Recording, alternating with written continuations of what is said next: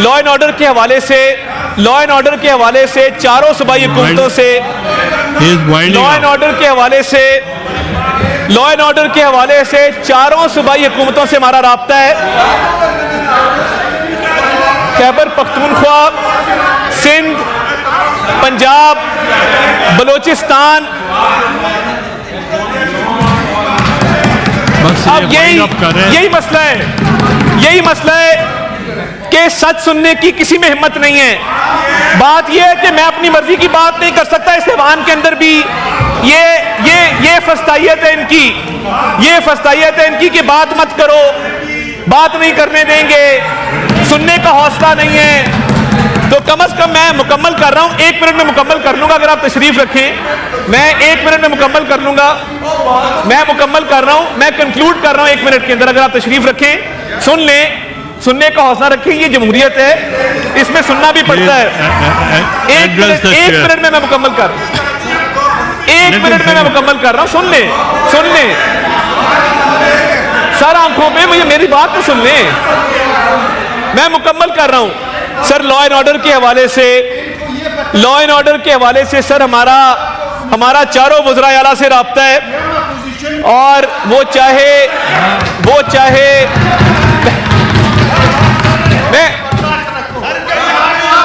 मैं मुकम्मल कर रहा हूं, मुझे बात तो कर लेने दें। मैं ये वजूहात बयान करना मेरे फराइज में शामिल है। मैं तमाम तर जो लॉ एंड ऑर्डर की सिचुएशन है, जो सियासी सिचुएशन है, उसमें मेरा फर्ज है कि मैं हकायक बयान करूं। आप मुझे मुकम्मल करने दें।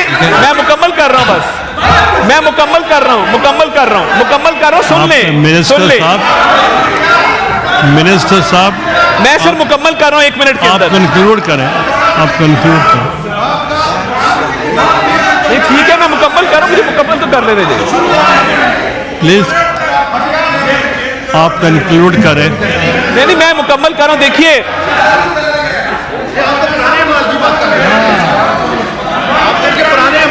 मैं मुकम्मल कर रहा हूं, आपकी बात ही नहीं कर रहा भाई, आपकी बात ही नहीं कर रहा, मुझे मुकम्मल तो कर लेने दें। Please address the chair. मैं सर मुकम्मल कर लूं, इनको क्या ऑर्डर मेंटेन रखें। मैं मुकम्मल कर रहा हूं। आप कंक्लूड करें सर। जहां लॉ एंड ऑर्डर की बात है सर, लॉ एंड ऑर्डर की बात है सर, ये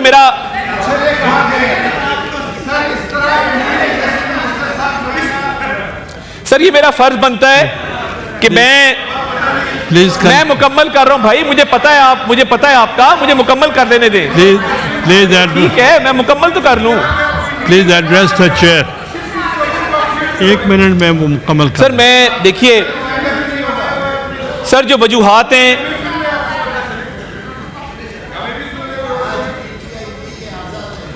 नहीं पीटीआई बैठी भी है ना, इनको भी सुनाना मेरा फर्ज है।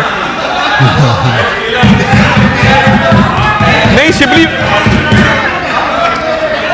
अगर तो शिबली साहब और अली जफर साहब का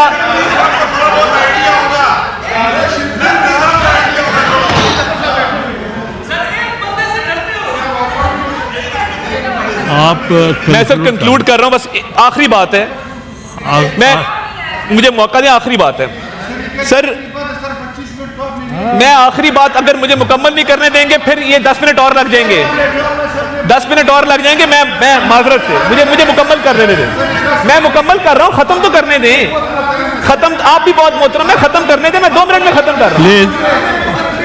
मिनिस्टर साहब, मैं कंप्लीट करने दें। मैं आखिरी जुमला बोल रहा हूं, अगर आप मुझे मौका दे दें आखिरी जुमला बोलने का। मिनिस्टर साहब, sir you address the sir last sentence. Don't look at them. ये जो लॉ एंड ऑर्डर के मामलात हैं, 18वीं तरमीम के बाद जनाब चेयरमैन, ये डिवॉल्व कर दिए गए थे सूबाई हुकूमतों को, मगर फिर भी वफाकी हुकूमतों ने यह कोशिश की कि जहां पे दहशत गर्दी का तदारक है, जहां पे नेशनल एक्शन प्लान के मामलात हैं, वहां पे सूबाई हुकूमतों को एक फोरम पे इकट्ठा किया जाए और कम से कम वो बॉर्डर के ऊपर स्मगलिंग हो, वो प्रोविंसेस के बॉर्डर्स के ऊपर स्मगलिंग हो, वो दहशत गर्दी हो, वो बड़े बड़े गैंग्स और रैकेट्स हों, इनके मामलात को हल करने के लिए कोशिश की जाए कि एक नेशनल एक्शन प्लान जो है वो तरतीब दिया गया। और इसकी बुनियाद रखी गई एपीएस के हमले के बाद।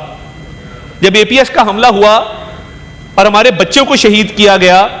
پوری قوم ایک پیج پر تھی, وہ چاہے اس سائڈ پہ لوگ بیٹھے تھے, اس سائڈ پر بیٹھے تھے, اور وفاق نے کہا کہ وفاق ایک بڑے بھائی کا کردار ادا کرے گا.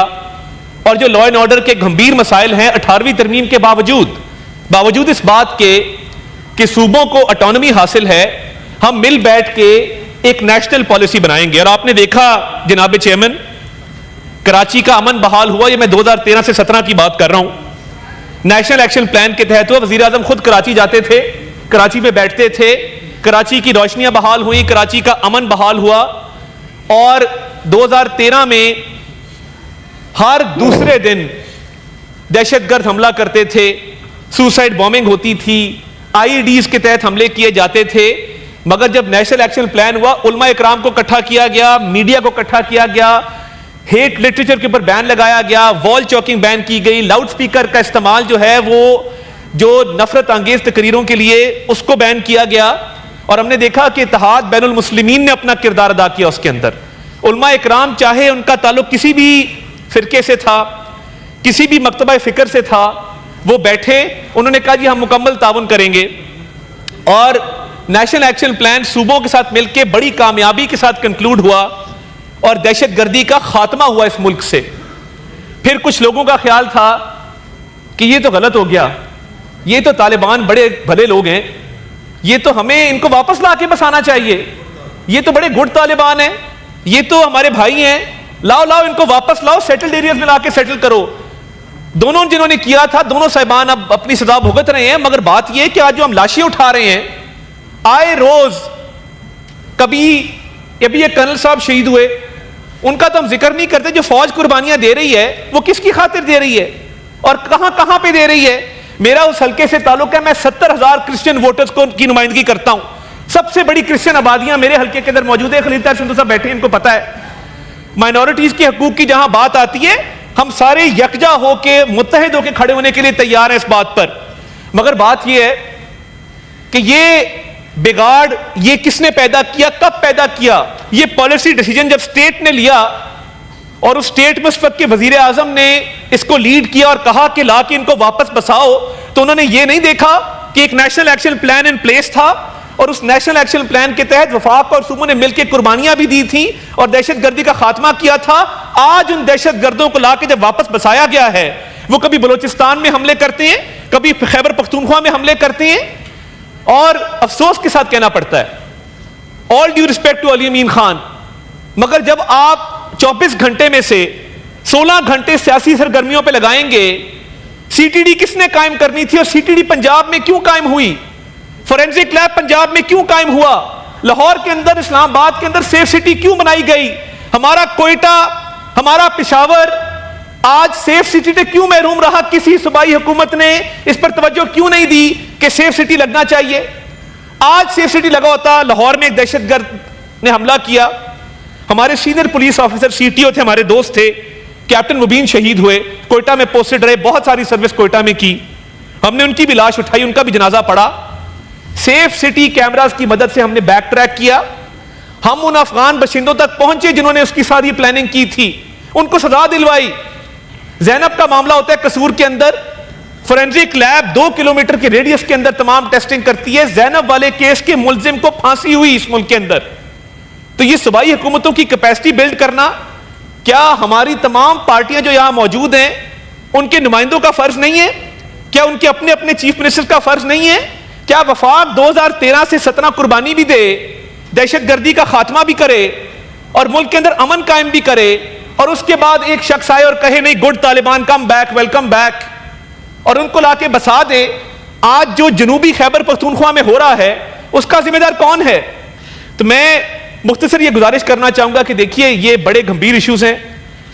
دکی کا واقعہ انتہائی افسوسناک ہے, مزدور تھے, کانکن تھے, بے گناہ تھے, بے قصور تھے. سرفراز بگٹی صاحب بطور چیف منسٹر, جی ضرور دیجیے گا, مجھے بات کر لینے جی, ضرور کیجیے گا اپنی اپنی باری پر.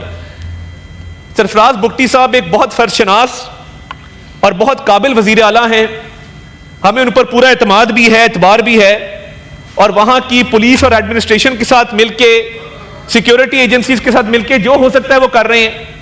اور محنت کرتے نظر آتے ہیں. وہ صبح ارلی شروع کرتے ہیں, رات گئے تک وہ ہے وہ انہی مسائل کو حل کرنے میں لگے رہتے ہیں. وفاق کی پوری کوارڈینیشن ہے اور یہ مسائل حل ہوں گے انشاءاللہ تعالی. ہم نے پہلے بھی کیا ہے, ہم دوبارہ بھی کریں گے.